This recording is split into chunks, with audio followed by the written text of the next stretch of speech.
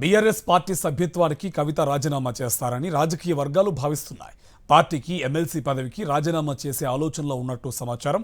సన్నిహితులతో MLC కవిత సమాలోచనలు చేస్తున్నట్టు తెలుస్తోంది. రేపు కవిత మీడియా ముందుకు వచ్చే అవకాశం ఉంది. రేపు మధ్యాహ్నం 12 గంటలకు ప్రెస్ మీట్ నిర్వహిస్తారు.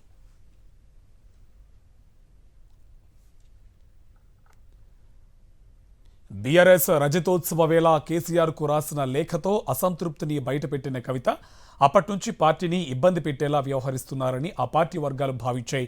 విదేశీ పర్యటన ముగించుకొని వచ్చిన కవిత తాను తన తండ్రికి రాసిన లేఖను లీక్ చేసింది ఎవరంటూ ఫైర్ అయ్యారు. కేసీఆర్ దేవుడు అని ఆయన చుట్టూ దెయ్యాలు ఉన్నాయన్నారు కవిత. అప్పటి నుంచి బీఆర్ఎస్ కార్యకలాపాలకు దూరంగా ఉంటూ వచ్చారు కవిత. తెలంగాణ జాగృతితో స్పీడ్ పెంచారు. ఆ తర్వాత మీడియా చిట్చాట్లో బీజేపీలో బీఆర్ఎస్ విలీనానికి చర్చలు జరిగాయని అన్నారు. దీంతో బీఆర్ఎస్ను పలుమార్లు ఇరుకును పెట్టే విధంగా కవిత వ్యవహరించారు. ఇటు పార్టీలో జరుగుతున్న పరిణామాలను తప్పుబడుతూ వస్తున్నారు కవిత. పార్టీ సీనియర్ నేత కేసీఆర్కు సన్నిహితుడైన మాజీ మంత్రి జగదీష్ రెడ్డిని టార్గెట్ చేశారు.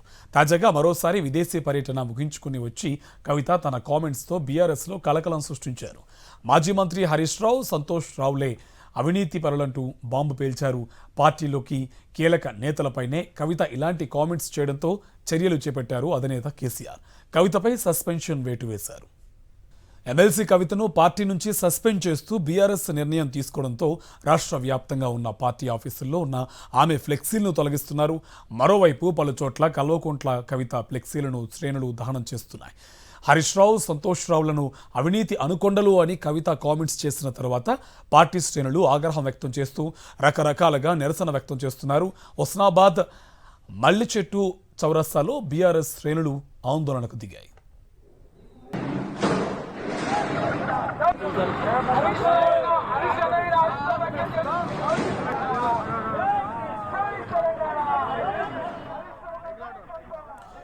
ఎమ్మెల్సీ కవితపై బీఆర్ఎస్ శ్రేణులు ఆగ్రహం వ్యక్తం చేస్తున్నాయి. హుస్నాబాద్లో కవిత ఫ్లెక్సీలు దగ్ధం చేశారు. కవిత నిన్న ప్రెస్ మీట్ పెట్టి పార్టీ పాలసీకి వ్యతిరేకంగా మాట్లాడారంటూ మండిపడుతున్నారు.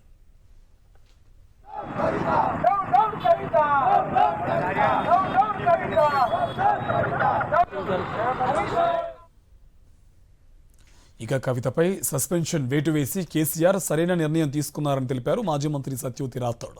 పార్టీకి వ్యతిరేకంగా ఎవరు వ్యవహరించినా ఇలాంటి చర్యలే ఉంటాయన్న సందేశాన్ని కేసీఆర్ ఇచ్చారని తెలిపారు. గతంలో పలుమార్లు పార్టీని ఇబ్బంది పెట్టే విధంగా కవిత మాట్లాడారని, అన్ని అంశాలను పరిగణలోకి తీసుకునే కేసీఆర్ ఈ నిర్ణయం తీసుకున్నారని వివరించారు. కేసీఆర్ తీసుకున్న ఈ నిర్ణయం పట్ల బీఆర్ఎస్ కార్యకర్తలు హర్షం వ్యక్తం చేస్తున్నారని అన్నారు సత్యవతి రాథోడ్. ఇవాళ పార్టీని, కేసీఆర్ గారిని, లేకుంటే హరీష్ రావు గారిని, సంతోష్ రావు గారిని, కేటీఆర్ గారిని, లేకపోతే పార్టీని, మరి పార్టీ ఉంటే ఎంత పోతే ఎంత అని మాట్లాడితే, మరి పార్టీ ఇన్ని లక్షల మంది అభిమానించే పార్టీ, ఇన్ని కోట్ల మంది ఆదరించి నిలబెట్టిన పార్టీ, అటువంటి పార్టీ ఉంటే ఎంత పోతే ఎంత అని మాట్లాడితే అసలు నువ్వు ఉంటే ఎంత లేకపోతే ఎంత అనే పరిస్థితి ఈరోజు ప్రజలు ఆలోచించే, కార్యకర్తలు ఆలోచించే పరిస్థితి వచ్చింది అని అంటే దీనికి తను మాత్రమే బాధ్యురాలని చెప్పి తెలియజేసుకుంటూ,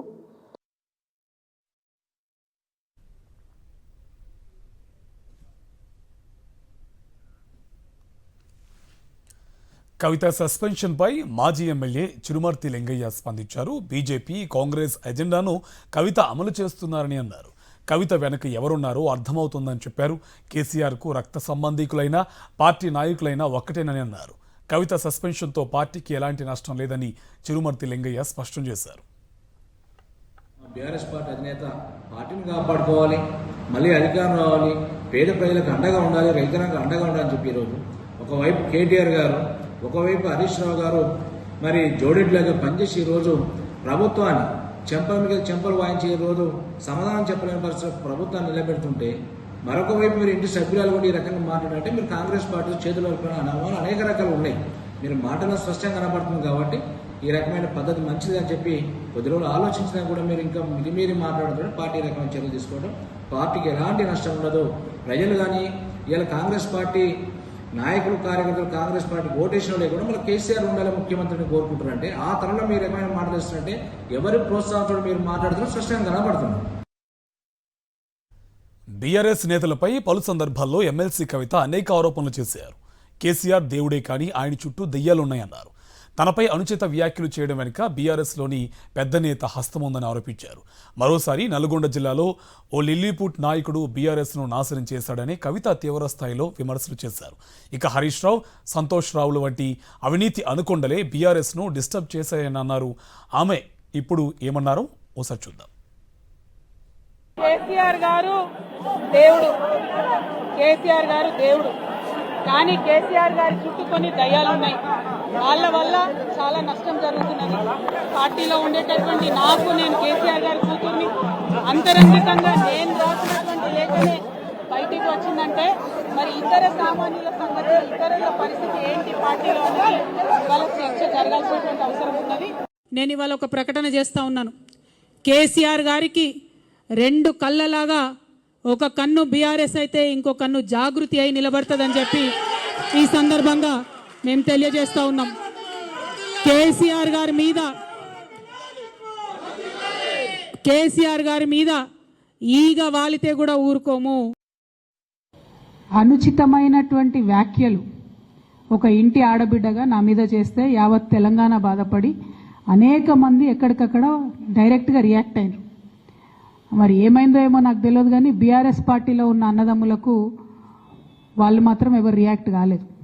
ఆ వ్యాఖ్యల వెనుక ఒక బీఆర్ఎస్ పెద్ద నాయకుడి హస్తం ఉన్నది. అందుకనే బీఆర్ఎస్ పార్టీ నాయకులు ఎవరు కూడా రియాక్ట్ కాలేదని చెప్పి నేను బలంగా నమ్ముతా ఉన్నాను. నా మీద వ్యాఖ్యలు చేయడానికి మీరు ఎవరిని ప్రోత్సహించారు? మీరు ఎంత కింద స్థాయికి దిగజారి ఒక ఆడబిడ్డ మీద అటువంటి వ్యాఖ్యలు చేయించారు? ఇవన్నీ కూడా నేను చూస్తున్నా, గమనిస్తున్నా. ఒక లిల్లీపుట్ నాయకుడు, నల్గొండలో బీఆర్ఎస్ పార్టీని నాశనం చేసిన ఒక లిల్లీపుట్ నాయకుడు ఆమెవరు ఈమెవరు అని మా గురించి మాట్లాడుతూ ఉన్నారంటే మరి ఆయనకు ప్రోత్సాహం ఇస్తున్నది ఎవరో కూడా ప్రజలు ఆలోచించుకోవాలి. ఖచ్చితంగా నేను ఇవాళ చెప్తా ఉన్నా, హరీష్ రావు గారు వెనుక, సంతోష్ రావు గారు వెనుక రేవంత్ రెడ్డి గారు ఉన్నారు. వాళ్ళని ఖచ్చితంగా కాపాడతారు. అన్ని విషయాలను వాళ్ళని ఏమనరు, వాళ్ళ గురించి ఏం మాట్లాడరు. బాణం ఎంతసేపు కేసీఆర్ గారి మీద. ఈ అవినీతి అనకొండలు బీఆర్ఎస్ పార్టీని ఏదైతే డిస్టర్బ్ చేసిండ్రో వాళ్ళని మాత్రం ఏమన్నారు. ఈ ఇంటర్నల్ అండర్స్టాండింగ్ అనేది ఎక్స్పోజ్ కావాలి. ఖబర్దార్ బిడ్డ, నేను ఎవరు చెప్తే ఆడేటటువంటి తోలుబొమ్మని కాదు. నాది నాది నాది నాది కేసీఆర్ బ్లడ్, నాది తెలంగాణ బ్లడ్. ఇక కేసీఆర్ గారి మీద సిబిఐ కేసు వేసేటటువంటి స్థాయికి వచ్చినాక ఏం పార్టీ ఉంటేంది పోతే. బీఆర్ఎస్ పార్టీ నాయకులు నన్ను తిట్టుకున్నా సరే, లోకల్ బాడీ ఎన్నికలలో నాకు నష్టం జరుగుతుంది అనుకున్నా సరే, మా నాన్న మీద సిబిఐ ఎంక్వైరీ పడ్డాక ఏమైంది, తొక్కల ఎలక్షన్ ఒకటి గెలుస్తారు, ఒకటి ఓడిపోతారు. అసలు ఓడిపోయే పరిస్థితి ఎట్లా వచ్చింది? ఇటువంటి దుర్మార్గుల వల్ల కదా వచ్చింది. ఆలోచన చేసుకోవాలి కదా. ఇక కవిత సస్పెన్షన్పై జాగృతి నేతలు ఆగ్రహం వ్యక్తం చేస్తున్నారు. హరీష్ రావు, సంతోష్ రావులకు వ్యతిరేకంగా జాగృతి కార్యకర్తలు నినాదాలు చేశారు. హరీష్ రావు దిష్టిబొమ్మకు తగలబెట్టారు. కాళేశ్వరం అవినీతి మరక కేసీఆర్ అంటుకుంటుందన్న ఆవేదనతోనే కవిత మాట్లాడారని జాగృతి నాయకులు చెప్తున్నారు. కవిత సస్పెన్షన్ విషయంతో తెలియడంతో పెద్ద ఎత్తున జాగృతి కార్యాలయానికి కార్యకర్తలు చేరుకుంటున్నారు.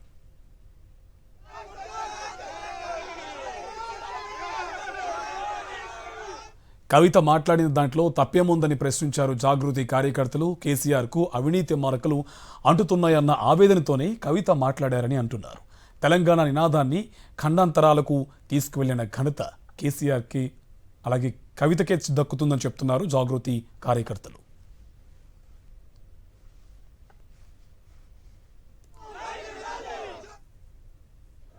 ఒక కోణంలో ఆలోచించి నిర్ణయం తీసుకోవడం సరైనది కాదు. దీన్ని పూర్వపరాలు కూడా ఆలోచించాల్సిన అవసరం ఉన్నది.